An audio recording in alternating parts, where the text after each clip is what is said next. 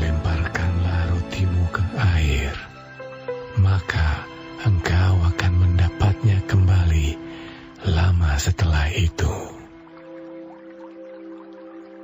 Berikanlah bahagian kepada 7, bahkan kepada 8 orang, karena engkau tidak tahu malapetaka apa yang akan terjadi di atas bumi. Bila awan-awan syarat mengandung hujan, maka hujan itu dicurahkannya ke atas bumi. Dan bila pohon tumbang ke selatan atau ke utara, di tempat pohon itu jatuh, di situ ia tinggal terletak. Siapa senantiasa memperhatikan angin, tidak akan menabur. Dan siapa senantiasa melihat awan, tidak akan menuai. Sebagaimana engkau tidak mengetahui jalan angin dan tulang-tulang dalam rahim seorang perempuan yang mengandung, demikian juga engkau tidak mengetahui pekerjaan Allah yang melakukan segala sesuatu. Taburkanlah benihmu pagi-pagi hari, dan janganlah memberi istirahat kepada tanganmu pada petang hari, karena engkau tidak mengetahui apakah ini atau itu yang akan berhasil, atau kedua-duanya sama baik. Terang itu menyenangkan, dan melihat matahari itu baik bagi mata. Oleh sebab itu, jikalau orang panjang umurnya, biarlah ia bersukacita di dalamnya.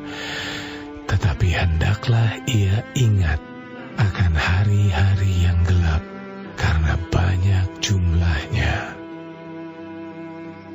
Segala sesuatu yang datang adalah kesia-siaan. Bersukarialah hai pemuda dalam kemudaanmu. Biarlah hatimu bersuka pada masa mudamu. Dan turutilah keinginan hatimu dan pandangan matamu. Tetapi ketahuilah bahwa karena segala hal ini, Allah akan membawa engkau ke pengadilan. Buanglah kesedihan dari hatimu, dan jauhkanlah penderitaan dari tubuhmu, karena kemudahan dan fajar hidup adalah kesia-siaan.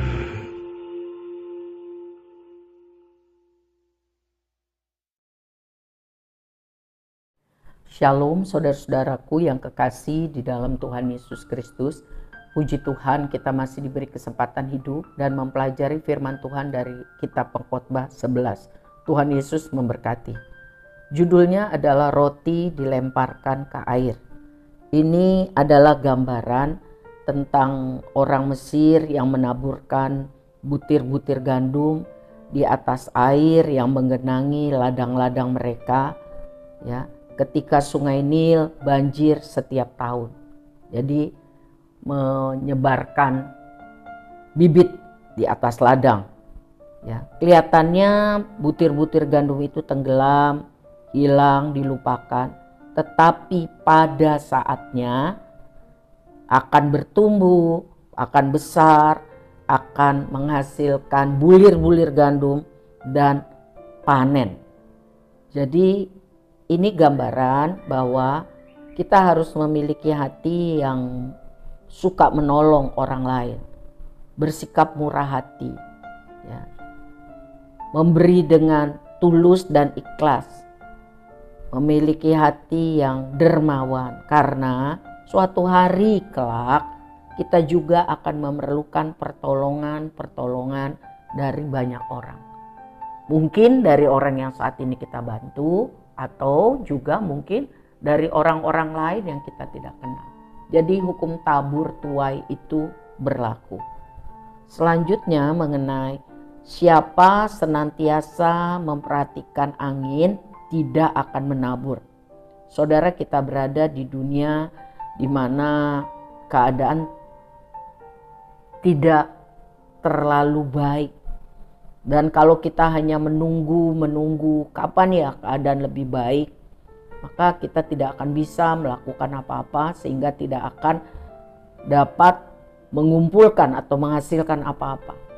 Jadi firman Tuhan ini mengajar apapun keadaannya baik atau tidak baik, kita harus melakukan tugas tanggung jawab kita. Apa tugas tanggung jawab kita? Amanat agung memberitakan kabar Injil sampai ke ujung bumi dan hidup mempermuliakan Tuhan. Apapun yang Tuhan izinkan kita lakukan sebaik mungkin seperti untuk Tuhan.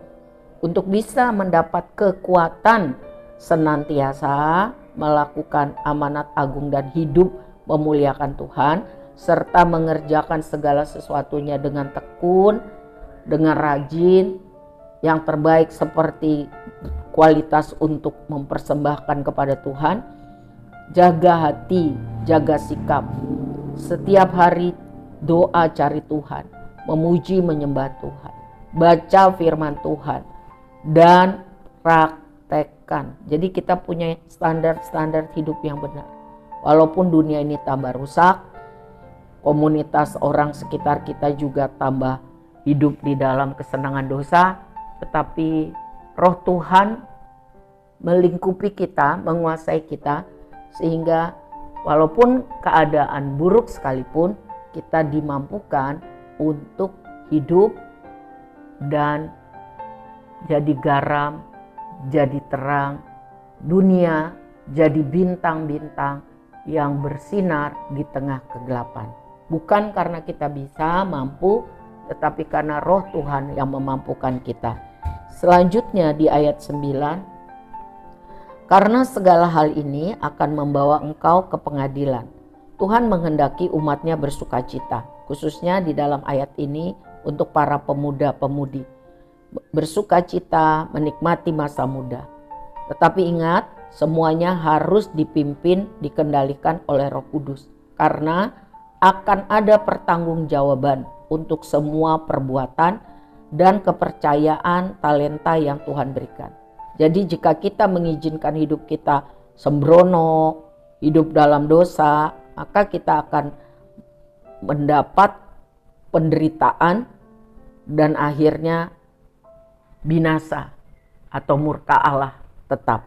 Jadi kita diajar hidup dipimpin Roh Kudus setiap hari agar memiliki hikmat, ya, dapat menghasilkan buah roh, ya, dapat melaksanakan amanat agung. Dan akhirnya hidup kita mempermuliakan Tuhan. Masalah boleh ada, tetapi biarlah kiranya hidup kita dipimpin Roh Tuhan setiap hari. Amin. Tuhan memberkati.